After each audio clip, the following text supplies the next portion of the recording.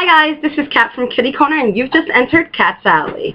So I want to get the word out to all my little female friends out there, all these 16, 17-year-olds that will be going to prom, sometimes 18, 19. It's okay, you deserve a prom. A prom is okay for you, even though you'll be older than everybody there and you're almost legal to drink and you should have been out of high school like 2 years ago. So everybody says that prom is supposed to be one of the best nights of your life and you'll remember it forever. That is absolutely true, and if it's not a good night, you're going to regret it forever.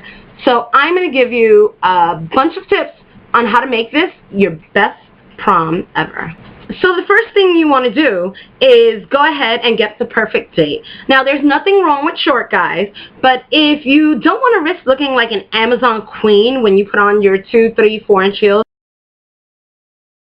you want to get a guy who is a little bit taller than you, at least 3 or 4 inches. You want to be looking eye to eye, if not have him be a little taller than you. You also don't want to pick the bad boy. Now, I get it. The bad boy is like the coolest and, you know, everybody wants to go with the bad boy. But here's what you risk if you go out with the bad boy. He's going to bring in like a bottle of whatever and he's going to get absolutely drunk, or he's going to take some sort of trippy drug and ruin your absolutely perfect night. You don't want to deal with somebody who's like stumbling around or has the giggles and can't show you a good time. So he's going to make you look like an absolute fool and probably pass out by the end of the night, and you're not carrying anybody home in your pretty ass dress. On top of that, do you want him to puke all over your dress? No, let's go with a semi-bad boy. Let's go with somebody who's like not going to drink or get completely high or something stupid like that and try to take you back to a really cheap hotel room and then try to take your innocence and just that didn't happen to me. Next, you want to get the perfect dress. So we're talking no ruffles or bows or like no super bling. First and foremost, no super bling. Alright? You don't want to look like the jewelry counter at Kmart or pretend that you're like wearing a dress that was tailor-made by Jacob the jeweler when instead you have like a bunch of cheap rhinestones on it. Everybody can tell when you have a bunch of cheap rhinestones and sequins sewn onto your dress. It's not Vera Wang. You don't want to look like Lady Gaga at a concert. Baby, you were not born that way. And then you've got to have the perfect accessories to the dress. Once again, no super bling. You don't need like Queen Elizabeth's emeralds and the Little Mermaid's coral fin. It's not even coral. It's like teal or aquamarine or something. Aquamarine, that makes sense. Like water, aqua, marine, blue, whatever. You don't want to wear a freaking 3-tiered tiara on your head. You don't want to stand out that much, because then you run the risk of looking like a fool or everybody saying like, wow, she really, really went overboard. So instead of being like the belle of the ball, you look like the clown of the castle. Alright, so once you've got the date and the dress and the accessories, you need makeup. Now, let's not go too crazy on the makeup. I understand you guys are 17, 18, 20, and you want to wear makeup. For some of you, it's your first, oh, not really, not in this day and age, but for some of you, it's your first time wearing that much makeup. So you don't want to overdo it. What you want to do is go for something subtle and classy, something that brings out your dress, your accessories, your shoes. Don't do something crazy like a raccoon eye. Don't take a cat's eye and turn it into a lion's lid. Don't like put lip liner on and make it look like you've got permanent marker on your face. Alright? Don't put like bright red blush on your cheeks and look like instead of a limo you just stepped out of a clown car. You want it understated, elegant, classy, with a little bit of flair. Now, if it's possible, you want to rent a limo. There is nothing worse than being dressed like, I don't know, Cinderella at the ball and riding public transit.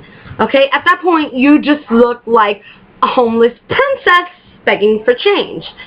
We don't want that. If you can rent a limo, you become like the coolest person ever. You roll up and like wear a sequin freaking glove and stick it out the limo like the sunroof and make it look like Michael Jackson and his whole entourage are coming. Like everybody's gonna think you're so cool. Now once you get to the dance, you're gonna actually want to dance. Don't hold up the wall. Don't stand in a little group of all your female friends or male friends and just look across the room at everybody else and like hold glasses of like freaking fruit punch or whatever else they have there. I don't know what they serve at proms now. No, don't do that. Nobody ever wants to see that. That's not what you want to remember. All you're going to remember is standing in that group and talking about all the boys you wish you would have danced with. You could have met your high school sweetheart. You could have like wound up getting married and, you know, one of you could have been a doctor and one of you could have been a lawyer, and it all started in high school.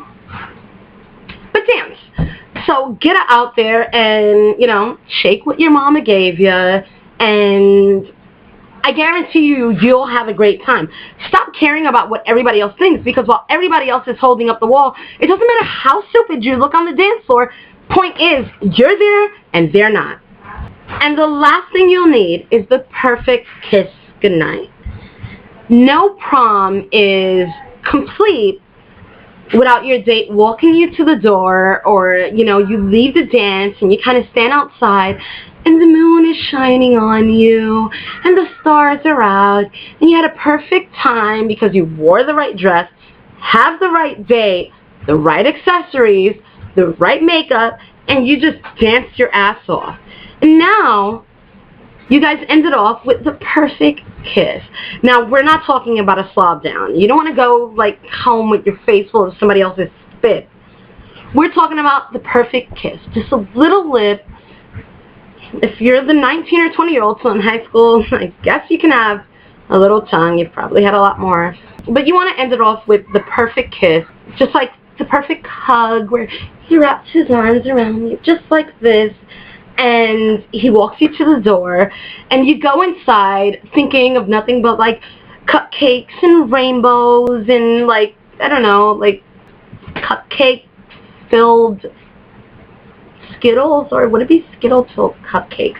Because I don't think you can have cupcake-filled Skittles, because Skittles are really small, so you'd have to put just like the tiniest bit of cupcake inside of it. And I'm not even sure how that works. Yeah, guys, so that's the way I believe to have the perfect prom. So let me know what you're thinking of doing. Are you going to wear that peacock dress, or are you going to wear something elegant and, you know, divine looking and like floating on a cloud of beauty? Or are you gonna go like, is your date wearing like a Louis Vuitton suit with a freaking Dolce & Gabbana tie? Don't do that. I've seen pictures of it online. Don't do it. You gotta look at these pictures later on. If you have kids, your kids will see these pictures. You're gonna be that person on World Star. You don't want that. So those are my tips for having the best prom ever.